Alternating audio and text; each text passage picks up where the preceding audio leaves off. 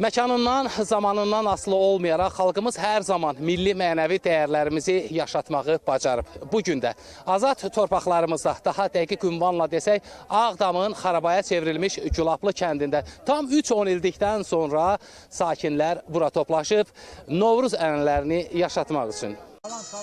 Bəli, bu Novruz Ağdamın Gülablı kəndinin sakinlərinə başqa bir ovqat yaşadır. Bayram günlərində vətəndə olmaq, burada tonqal yandırmaq, şənlik keçirmək kimi arzular bugün həqiqətə çevrilir. İnan, elə bilginən ki, yuxuduyum. Ən gözəl günlərdə çıxasınız, bala.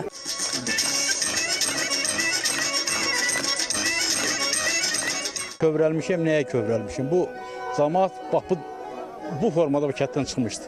Bu formada bura qayıtmaq üçün həm o sevinç göz yaşları da bu. Ona görə də Allah ordumuzu qorusun.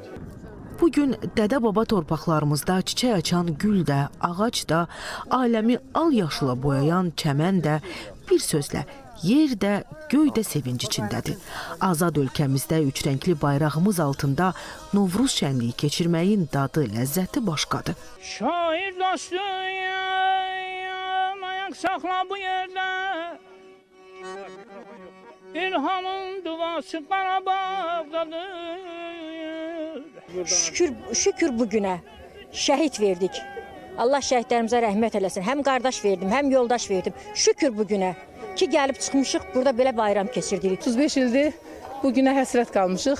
Bugün elə təşəbbüsü mən özüm elədim ki, bu kənddə bir çərşənbə keçirdik. Allah bizə bugünü yaşadan, bütün şəhidlərimizə qən-qən rəhmət eləsin. Qazilərimizə can sağlığı versin. Mənim özüm qardaşım da şəhiddir. Gülablı kənd sakini Elxan Zeynalov deyir ki, uzun illərdən sonra ilk dəfədir könül xoşluğu ilə vətən torpağında bayram çərşənbəsi qeyd edirik. İllərlə bu günlərin həsrəti ilə yanıb qovrulmuşuq. Həyəcanımızın demək olar ki, dərəcəsi yoxdur. Başqa cürə ifadə edə bilmirəm sözlərimi, bir söz deyə bilərəm. Biz 93-cü ildə bu torpaqları tərk eləmişik də müəyyən səbəblərdən. 92-ci ildə biz bu kənddən çıxmışıq. 92-ci ilin mart ayında axırıncı dəfə çərşənbə qalamışıq. Bugün hansı hissləri keçirə bilərik? 30 ildən sonra şükür bugünümüzə. Bugün yenə bu çərşənbəni burada qeyd edirik. Elimlə, obamla, kəndimlə, dostlarımla. Şükür bugünümüzə. Qarabağ məclislərinin olmazsa olmazı məşhur Qarabağ plovu tam 33 ildən sonra Ağdamın Gülablı kəndində yenidən bayram aşı bişirilir, bayram plovu dəmə qoyulur.